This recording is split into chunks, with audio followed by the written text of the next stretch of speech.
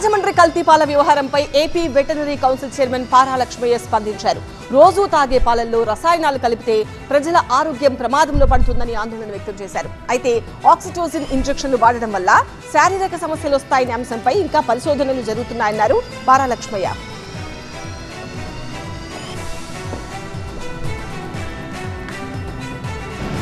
Oxytocin అనేటువంటిది milk ejecting hormone అని అంటారు.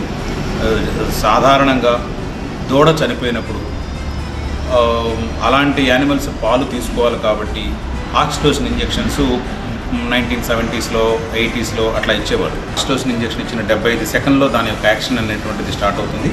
హార్మోన్స్ వినియోగం అనేటువంటిది ఎడాపెడా చేసినట్టయితే అది కరెక్ట్ కాదు.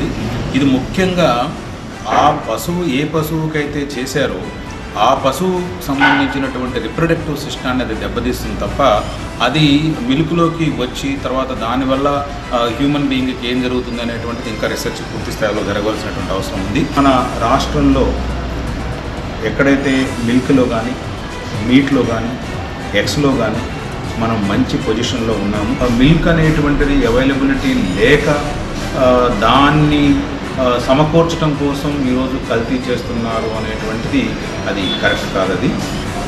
మిల్క్ అవైలబిలిటీ పుష్కలంగా ఉంది. ఇది మనుషుల యొక్క మానసికంగా ఉన్నటువంటి పరిస్థితి తప్ప అదేదో మనకి డబ్బు సంపాదించాలనేటువంటి ఒక దురుద్దేశంతో చేసినటువంటి తప్ప మిల్క్ డిమాండ్కి తగ్గట్టుగా లేదు అనేటువంటి వాదన అనేటువంటిది కరెక్ట్ కాదు.